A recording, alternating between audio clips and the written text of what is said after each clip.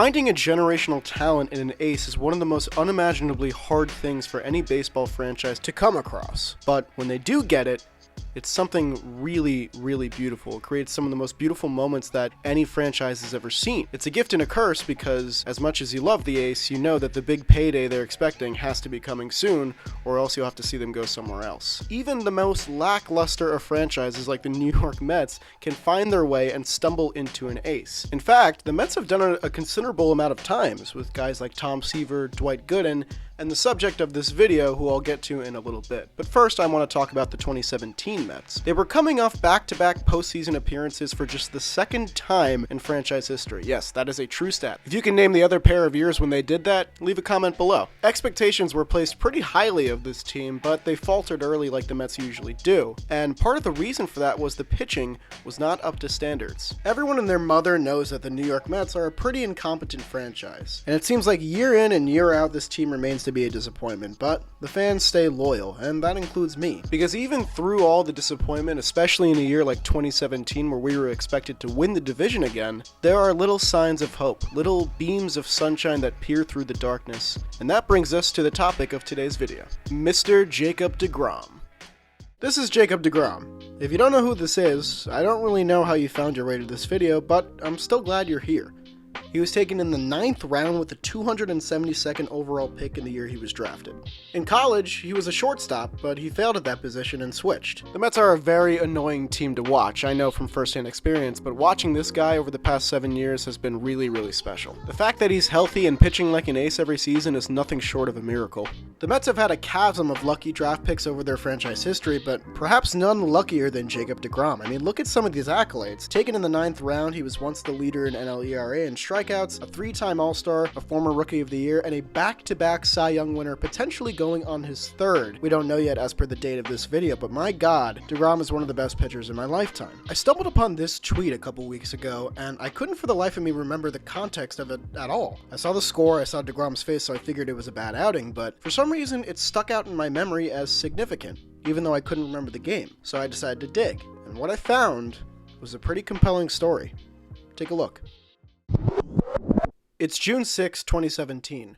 deGrom's having an average year, and he's in Texas facing the Rangers. He's facing Dylan G, an old friend. The Rangers are 4 games under 500, but they are about to rock deGrom.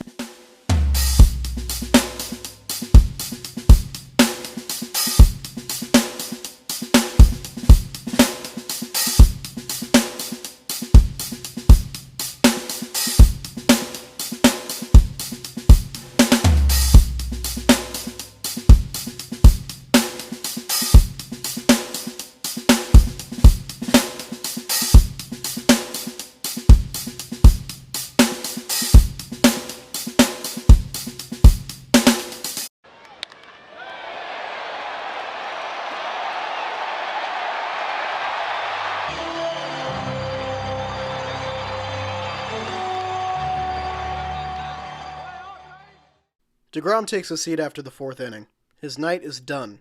He goes 4 innings, gives up 8 earned runs, 2 home runs on 10 hits, and a walk. He strikes out 2, and his ERA goes up to 4.75 on the season. The Mets are about to lose another game and drop to 24-32. But amidst all of this, Terry Collins takes a seat next to deGrom and just starts talking to him. I can make out bits and pieces of what Terry said, but nothing substantial. But whatever he said must have gotten through to him. deGrom at this point was having a rough season. A 1.44 whip, 262 opponent average, 12 home runs allowed, which is astronomical for him, and a 4.95 ERA in May. Nothing good about that.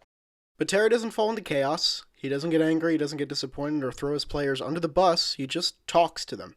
And I feel like this is something that's been missing from the Mets for a while, and just baseball in general. Really responsible, emotionally intelligent managers who know how to comfort their players when they need it. Now, if you couldn't tell already, I'm incredibly biased towards Terry Collins. He's the most successful manager the Mets have had since the turn of the century, in my opinion, and he always fought for his players, which I value so highly in a baseball setting. I truly believe that the words spoken to deGrom from Terry on this occasion, and probably numerous other occasions, were a huge contributing reason for a mindset change and the transformation of the quality of deGrom's pitching that we still see to this day. Sometimes all it takes is the right words hitting your ear, and deGrom needed it, and it clearly made a difference by what happened next. deGrom takes the hill at Citi Field. This time he's matched up against a Cubs team who is better than their .500 record, and John Lackey. The task is much taller, but perhaps Terry's words from 6 days ago are still ringing in his head. Let's watch. Now, naturally, it's a deGrom start, so the Mets have to do some Mets things early on, including dropping an infield fly ball. Nice, cool. John Lackey comes up next, though, and deGrom gets the strikeout. He's through 2 unscathed. Takes a bite of the glove there. Nice. As Drupal makes up for his error before and rocks one to right center field, and the Mets will go up 1-0 off that bomb. Definitely miss seeing this guy in a Mets uniform. He's been killing the baseball lately. So the Mets offense gets deGrom a run in a game he needs to bounce back, and Reyes at third makes a nice play here in the top of the third, and the defense would be really good from here on in for the Mets. Ben Zobrist is going to ground into a double play here. Neil Walker to Asdrubal Cabrera, back to Lucas Duda, 4-6-3. deGrom is through 3. Then Jay Bruce is going to join the party. He's going to rock one to right center, and the Mets go up 3-0 on one of the National League Titans. So deGrom has a 3-0 cushion as he enters the fourth. Hayward grounds that one off the bag. The umpire does a little boogie, a little shimmy, and then he dashes to go make the play. Nice job there. That one's lined just out of the reach of deGrom, but right to Neil Walker, and another double play is just what the doctor ordered. And then he's going to freeze up resident bad guy Addison Russell for the third out of the inning. deGrom is through 4. Tip the cap on a nice pitch. Thank you very much. Asdrubal Cabrera comes up for his next at-bat and decides he's not done yet. Right center one more time. It's 4-0 Mets in the fourth. Home runs galore. God, I miss these old Mets. Nice little flex there by him and Jose. deGrom sips his Gatorade thinking, yeah, we're going to win today. Young Seth Lugo. Nice little find there. John Lackey is going to single. I included this just because I found it weird. John Lackey singled off deGrom, but then John Jay's going to ground to a double play. Nice stop there by Neil. Flips it to Cabrera. The third double play for deGrom on the day. We're only in the fifth. And then he's going to get last year's MVP swinging. We're through 5. Then in the 6th, deGrom is going to get his 4th 4-6-3 double play of the game. The second for Zobrist. He was just so efficient on this day. Another ground ball there. deGrom is through 6, pretty spotless. And we're thinking, hey, maybe the kid is back. 78 pitches in the 7th. Nice little play here by Jose, who was our third baseman this year. He had 2 really nice plays this game to make up for that dropped fly ball. Javi Baez is going to ground that one. Asdrubal Cabrera with the sliding play. Where did this Mets defense go? I'm a sucker for good defense, and this game had a lot of it, and that's why I really wanted to focus on it during this video. They rule him out on the challenge there, and then he's going to induce the Kyle Schwarber flyout here. That'll get him through 7 with only 89 pitches. He's got complete game on his mind. Nasty pitch here to John Jay. He stood no chance on that. Sit down. 5 outs to go. Later in the inning, Rizzo's going to ground this one. deGrom has 106 pitches, but Terry says, okay, you get the 9th. We got a padded lead now. Zobrist is going to ground out one more time for good luck. And deGrom is 2 outs away from completely 180ing. He's going to get Montero to ground out here as well.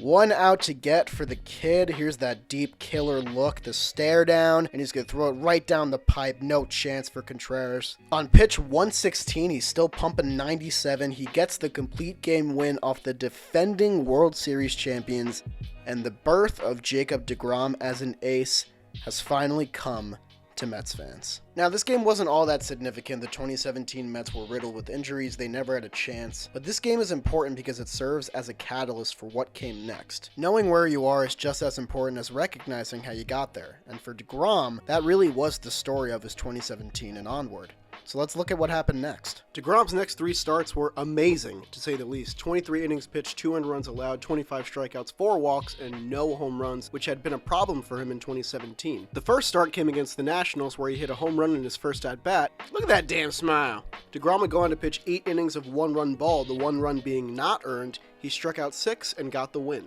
2 starts later against the Phillies, he would strike out 12 in 7 innings and get the win there as well. The emergence of deGrom as a frontline starter would only continue to grow as the season went on and evolved into 2018, where his numbers took the huge leap into having him win his first Cy Young, and he really hasn't looked back since.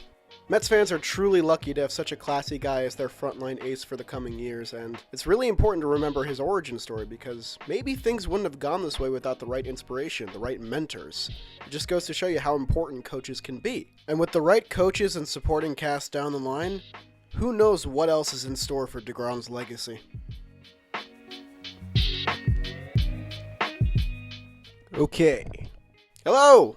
I'm the Jolly Olive. I'm the guy that you've been listening to for the past 10 minutes or so. First of all, I just want to say thank you for watching the video if you've made it this long. If you enjoyed it, maybe leave a like, maybe leave a comment, maybe leave a subscription. Who knows? I have a couple important announcements that I wanted to give out at the end of this video concerning what's coming next for my channel. First off, I still plan to do some of my play-by-play commentaries, mostly for Mets plays, specifically memorable Mets plays from past seasons. Some ideas I had were the Benny Agbayani giving a ball to the fan in the stands, or the Endy Chavez catch from the 2006 NLCS. If you have any ideas for some plays that you'd like to see analyzed, in quotation marks, by me, leave a comment below and I'd be happy to check those out. The second announcement I have for the day is that I will be a part of the next Stark Raving Sports video based on the Wilpons ownership of the Mets. I'm getting a small part of the video. It's going to be a long 30 to 40 minute thing. Really big project that I'm really excited to be on board with as a Mets fan and as a sports YouTube fan. So if you're a subscriber of that channel, keep an eye out for that. If not, you should check them out. They have a lot of great videos. The link is in the description. That's all I got for you guys today. I'll see you next video.